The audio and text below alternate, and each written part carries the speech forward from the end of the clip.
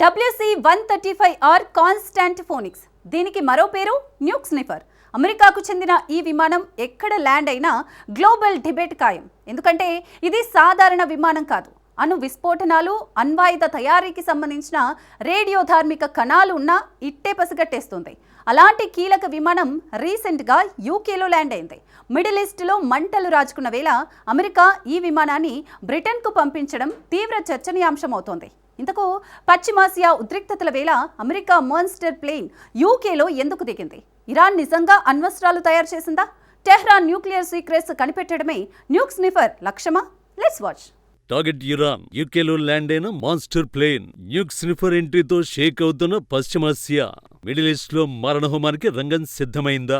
America Iran మధ్య ఉద్రిక్తతలు peaks కు చేరుకుంటున్నాయి. తాజాగా డొనాల్డ్ ట్రంప్ ఇరాన్ కు తీవ్ర హెచ్చరికలు జారీ చేశాడు. వెనిజులాపై జరిపిన దాడులకు మించి ఇరాన్ పై చేసే అవకాశం ఉందంటూ ప్రకటించాడు. ట్రంప్ తన సోషల్ ట్రూత్ లో చేసిన ప్రకటనలో ఇరాన్ వైపు వెళుతున్న అమెరికా నౌకాదళం ఇంతకు ముందు వెనిజులాకు పంపిన దానికంటే పెద్దదని, ఏమవుతుందో చూద్దామని పేర్కొన్నాడు. తద్వారా ఇరాన్ వైపునకు మరిన్ని బలగాలు పంపడం ద్వారా దేశంపై అణు ఒప్పందం విషయంలో ఒత్తిడి చేయాలన్నదే ట్రంప్ ప్లాన్ గా కనిపిస్తోంది. దీనికి ముందు కూడా ట్రంప్ ఇదే తరహా హెచ్చరికలే చేశాడు. సమయం మించిపోతుందని, అణు ఒప్పందం విషయంలో ఇరాన్ దిగిరాకపోతే పరిస్థితి దారుణంగా ఉండొచ్చని బెదిరించాడు. అయితే అందుకు ఇరాన్ కూడా అదే రీతిలో స్పందించింది. తమ వీలు కూడా ట్రిగ్గర్ పైనే ఉందని, అమెరికా దాడులకు దిగితే ప్రతిస్పందన కూడా మునిపెన్నడూ లేని రీతిలో ఉంటుందని అంటోంది. ప్రస్తుతం ఇరాన్ వైపు అమెరికా భారీ నౌకాదళాన్ని మోహరించింది. ప్రధానంగా USS అబ్రహం లింకన్ అనే ఎయిర్ క్రాఫ్ట్ క్యారియర్ రెడీగా ఉంది.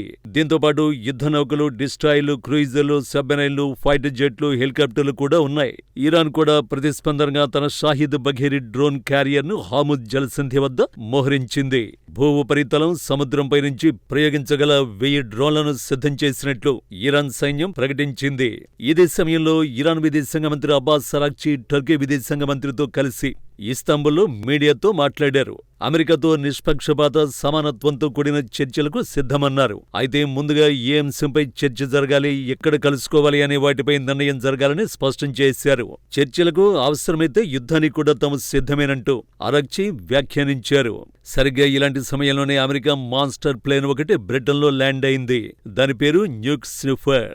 మిడిల్ ఈస్ట్ రావణ కాష్టంలా రగిలిపోతున్న వేళ యూకేలో దిగిన అమెరికన్ మాన్స్టర్ ప్లేన్ ఇదే. దీని పేరు WC-135R కాన్స్టాంట్ ఫోనిక్స్. దీనినే ముద్దుగా న్యూక్ స్నిఫర్ అని పిలుస్తారు.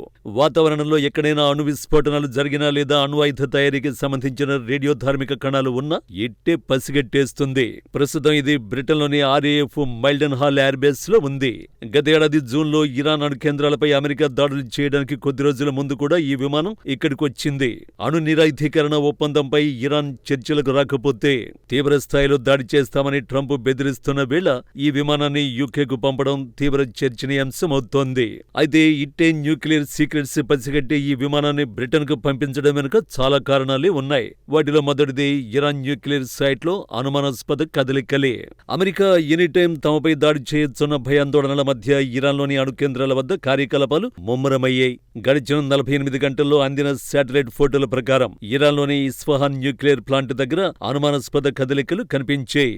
గతేడాది జూన్లో అమెరికా B-2 బాంబులతో దాడి చేసింది ఈ ప్లాంట్ పైనే. నాటి దాడిలో ఇస్ఫహాన్ ప్లాంట్ దారుణంగా దెబ్బతింది. Institute for science and international security నివేదిక ప్రకారం ఇరాన్ తన భూగర్భ కేంద్రం ప్రధాన ద్వారాన్ని మళ్లీ మట్టితో నింపేసింది. సౌత్ ఎంట్రన్స్ దగ్గర కూడా భారీగా మట్టిని నింపుతూ లోపలికి వెళ్లే మార్గాన్ని పూర్తిగా మూసేస్తోంది. అమెరికా నుంచి ఎదురయ్యే భీకర దాడుల నుంచి రక్షణ పొందేందుకే ఇరాన్ ఈ అడుగు వేసినట్లు భావిస్తున్నారు.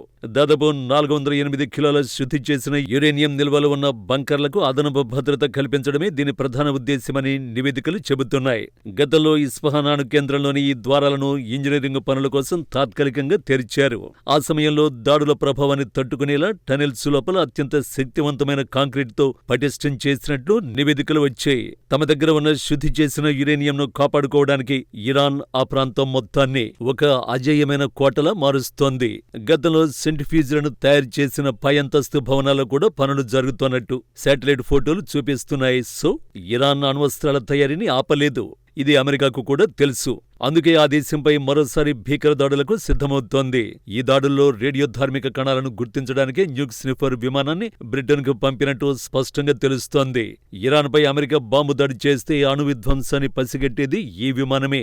ఇరాన్ వంటి అణ్వస్త్రాలు తయారు చేస్తున్న దేశాలపై దాడులు చేయడం అంత ఈజీ కాదు. ఒకవేళ ఇరాన్ అణు లక్ష్యానికి చేరువలో ఉంటే ఆ సమయంలో జరిపిన దాడులు పెను విధ్వంసానికి దారితీస్తాయి. రేడియో ధార్మిక కణాలు వాతావరణంలోకి విడుదలవుతాయి. అలాంటి పరిస్థితుల్లోనే న్యూక్ స్నిఫర్ గేమ్ చేంజర్ గా మారుతుంది. రేడియో ధార్మిక కణాలను గుర్తించి అలర్ట్ చేస్తుంది. అదొకటే కాదు, అమెరికా క్షిపణులు ఇరాన్ అణు కేంద్రాలపై దాడి చేసినప్పుడు ఆ కేంద్రాల లోపల ఉన్న యురేనియం ఎంతవరకు బయటకొచ్చింది, లేదా లోపల అణ్వాయుధ తయారీ ఏ దశలో ఉంది అనే విషయాలను గాలిలో కలిసిన కణాల ద్వారా న్యూక్ స్నిఫర్ విమానం శాస్త్రవేత్తలకు చేరవేస్తుంది. ఇరాన్ భూగర్భంలో రహస్యంగా అణు పరీక్షలు చేసినా లేదా దాడుల వల్ల భూగర్భ కేంద్రాల నుంచి రేడియేషన్ లీక్ అయినా ఈ స్నిఫర్ దాన్ని ఇట్టే కనిపెట్టేస్తుంది. యుద్ధ సమయంలో శత్రువుల అణు సామర్థ్యం ఎంత ఉందో తెలుసుకోవడానికి ఇది ఒక ఫ్లయింగ్ ల్యాబ్ గా పనిచేస్తుంది. ఇది సేకరించిన డేటా ఆధారంగా అమెరికా తన తదుపరి వ్యూహాన్ని నిర్ణయించుకుంటుంది. క్లుప్తంగా చెప్పాలంటే అమెరికా యుద్ధ విమానాలు దాడి చేసిన తర్వాత అక్కడ అణుబాంబు తయారీ ఉందో లేదో పక్కా ఆధారాలతో చెప్తుంది. అందుకే ఇరాన్ సరిహద్దులకు దగ్గరగా దీనిని మోహరించడం అంటే అమెరికా ఏదో పెద్ద ఆపరేషన్ కు సిద్ధమవుతోందని అర్థం.